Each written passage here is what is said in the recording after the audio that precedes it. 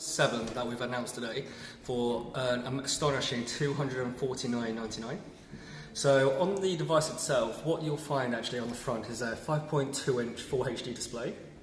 We've got an 8 megapixel front-facing camera, but this time around we've actually added a soft light as well. On the bottom we've got the speaker grill along with the mic and a micro USB port. Looking to the side, so we've got the power button and the volume keys. But on the other side, well, we've got the Honor Smart Key. So this is very cool, and I'll go into a bit more detail in a second. And also our SIM tray. So this time around it's a dual SIM device, or you can actually use one of the nano SIM slots for a micro SD card that goes up to 128 gigabytes. But on the back of the device is very, very interesting.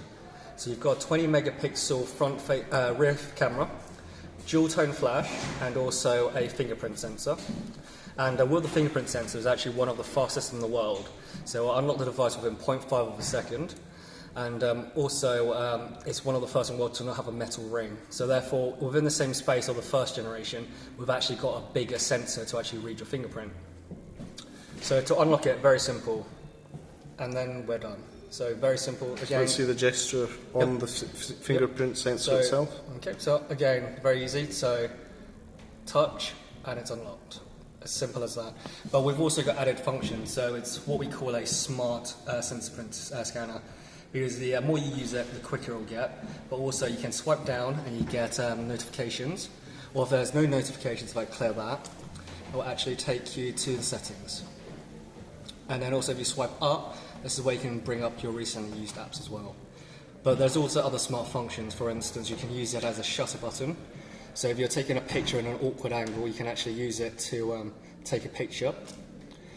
And so in terms of the internal specs of the device, you've got the Kirin 935, clocked at 2.2 gigahertz, and it's also got global task scheduling, where when you're listening to music or texting, you're actually using one of the smaller cores, and when you're doing something more power intensive, such as playing games or making a video, you're using up to all 8 cores.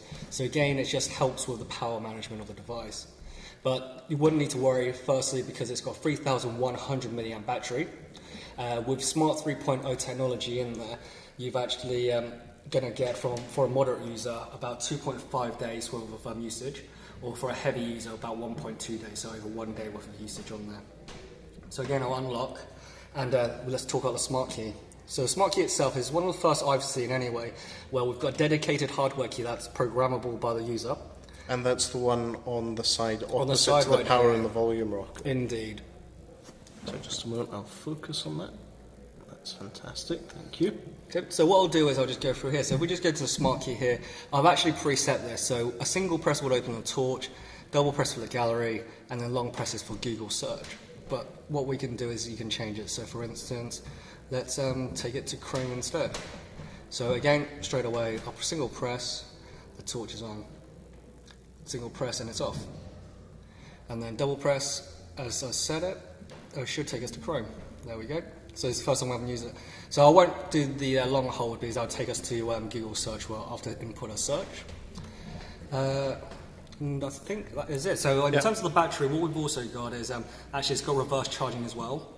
So with an OTG cable, you can plug in any USB cable in there, whether it's another manufacturer's phone, a wearable, a tablet, so anything you want to use your power bank for. But this time on the Honor 7, we've actually got fast charging enabled on there. So with an additional fast charger, you can actually get up to an hour's worth of call with 5 minutes worth of charge, or you can actually get 50% charge within 30 minutes. Okay, quick question regarding the camera. So it's a 20 megapixel sensor. What's the maximum screen resolution for videos? So is it 1080p or does it go up to 4K? I will find out. It doesn't go up to 4K. I believe it is the full HD, so 1080p. 1080p, yes. That's fine. For most people, that should be more than enough. Oh, and what I haven't mentioned is, so again, you can actually input a micro SD card up to 128 gigabytes. So if you are shooting in full HD, that's going to really help. Excellent. And does that 128 gigabytes, can it be used to install apps on it? Yep. Can you transfer apps in? Of course. Very good. And one cool feature that you might not have seen before is actually called the backup. So on a swipe down, I can actually search for apps that we use. So on the backup app itself, what you can do is you can actually back up your existing while we're on a device onto a micro SD card. So if you have the Honor 6 Plus, for instance, already, you can use the backup app to back up all the existing apps and where they're located. And when you put it into the Honor 7 and then you restore from the memory card, all the apps will be in the exact same positions as you had it before. So that's going to help save a lot of time in terms of setup. Okay then. Well, thank you very much. That was Wilkin Lee, Marketing and Sales Manager for Honor UK. Thanks very much for your time and for the time with the Honor 7. That's everything from me. Back to you, Cool Smartphone Towers.